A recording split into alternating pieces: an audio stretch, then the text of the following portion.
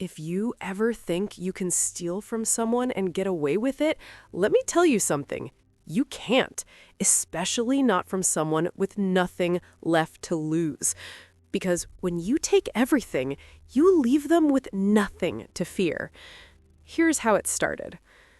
My name is Ben, and at the time, I was a struggling sophomore at State University. I worked 2 part-time jobs just to cover tuition and rent for the tiny, cramped dorm room I shared with my roommate, Chad. Chad was different. He came from a wealthy family, never had to worry about money, and treated everyone like they were beneath him. He always wore designer clothes, drove a brand new sports car, and constantly bragged about his family's connections.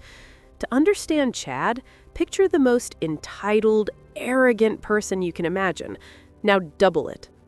Chad and I were assigned as roommates randomly. We had absolutely nothing in common, but I tried to make the best of it. I kept my head down, focused on my studies, and did my best to ignore his constant condescending remarks. He always said things like, "Ben, you wouldn't understand. You're just not wired like us winners are." Or, "Maybe if you worked a little harder in life, you wouldn't have to work 2 jobs just to survive." What Chad didn't know was that I had a secret weapon, my meticulous nature. I kept records of everything. Every expense, every conversation, every detail of my life was carefully documented. I didn't know it then, but this habit would be the key to taking him down.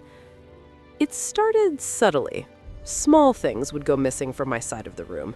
A protein bar, a pack of gum, a couple of dollars from my desk. I initially chalked it up to forgetfulness. Maybe I was just misplacing things. But then, things escalated. I noticed larger amounts of money disappearing. $50 here, $100 there. And then one day, the worst happened. I went to pay my tuition bill only to discover that $3,000 was missing from my bank account. $3,000! That was everything I had saved, every penny I had scraped together for months of grueling work. The look on my face when I saw that zero balance, pure terror. I immediately called the bank, reported the theft, and filed a police report. The detective on the case, a cynical woman named Detective Reynolds, gave me a wary look. College theft is common, kid. Unless you have proof, it's almost impossible to prosecute. That's when the pit formed in my stomach. I knew, deep down, that Chad was responsible. He was the only one who had access to my belongings, and he had always flaunted his disregard for rules and consequences. The problem was, I had no concrete proof. It was my word against his, and against his family's lawyers. I confronted Chad, of course. "Did you take my money?" I asked, trying to keep my voice level. He looked me dead in the eyes and said, "Ben, why would I ever need your money? Look around, I'm fine." He chuckled, like it was a joke, like my entire future wasn't hanging in the balance. "Maybe you just misplaced it, or you're just bad at keeping money. It's probably that." That night, I barely slept. I was consumed by anger, anxiety, and a gnawing sense of injustice. I had worked so hard for that money, and he had just taken it without a second thought. But something shifted in me that night. I wasn't just going to accept this. I wasn't going to let him get away with it.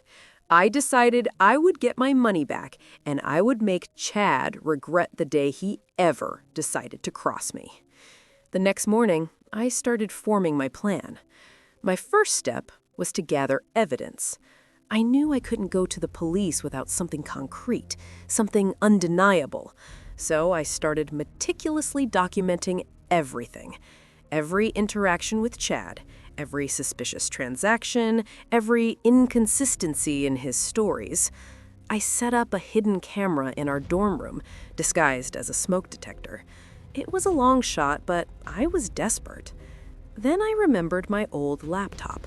I had a keylogger software on it, one I used to learn from my cybersecurity class back in high school.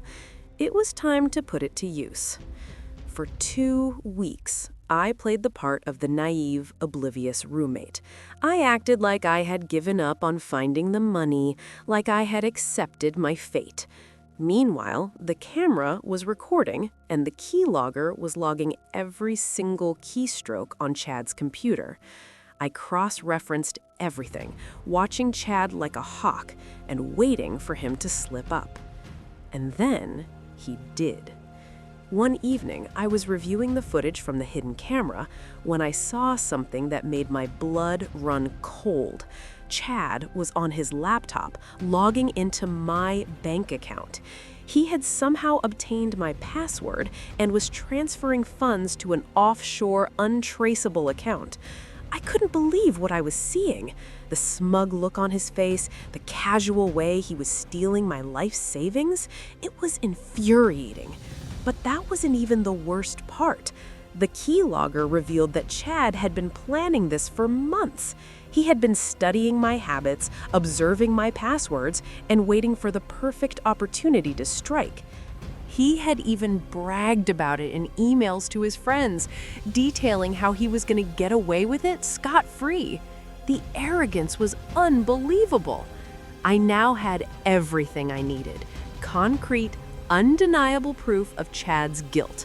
It was time to put my plan into action. But here's the part nobody saw coming. I wasn't just going to turn him over to the police. I wanted him to suffer. I wanted him to experience the same despair and hopelessness that I had felt. I was going to destroy his life, piece by piece. If stories like this keep you on the edge of your seat, hit subscribe. I drop a new one every single day. I started by contacting Chad's parents. I knew they were his lifeline, the source of his wealth and privilege. I sent them an anonymous email with all the evidence I had gathered: the video footage, the keylogger logs, the emails to his friends.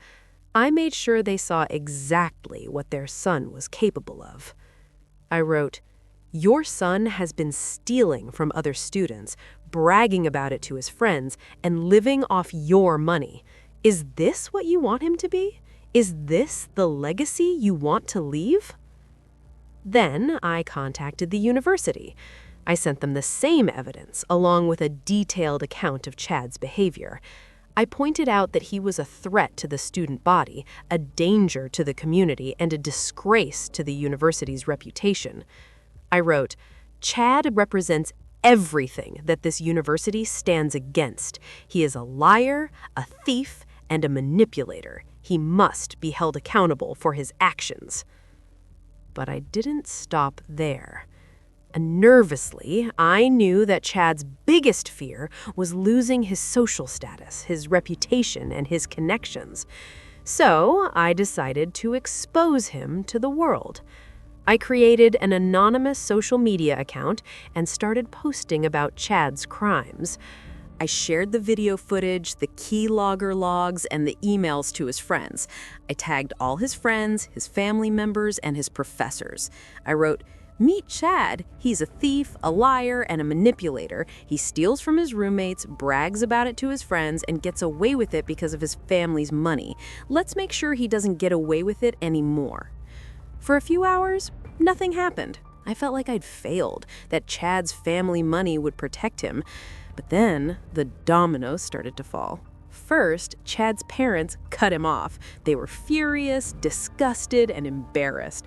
They withdrew their financial support, canceled his credit cards, and told him he was on his own. I knew this because Chad came barging into the room, screaming and crying, begging me to tell him what I had done.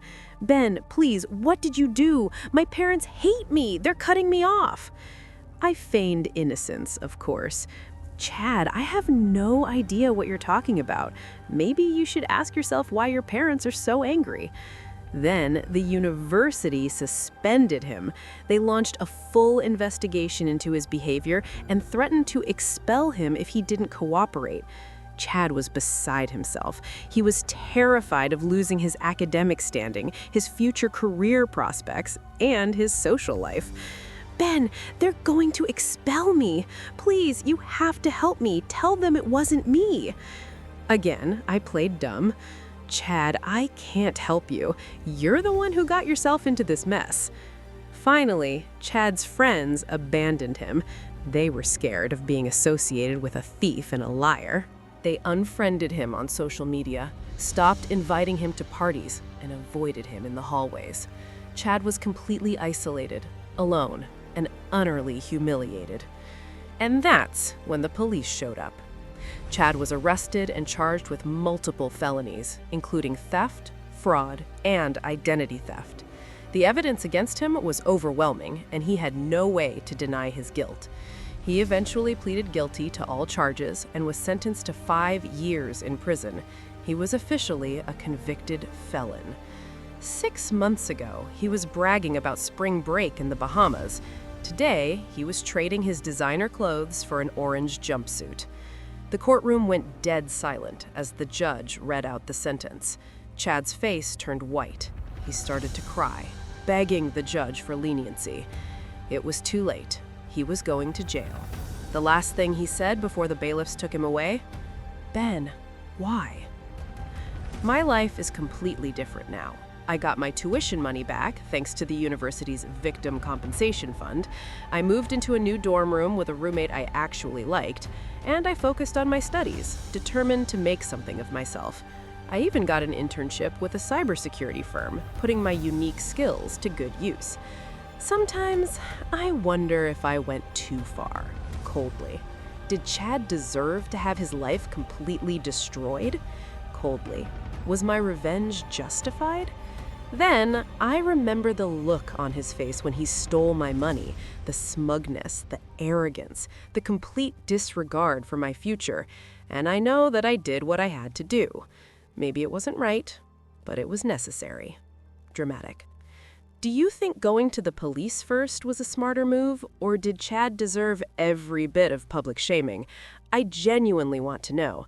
Tomorrow, I'm telling you about the social media influencer who faked a terminal illness and got caught by a group of Redditors.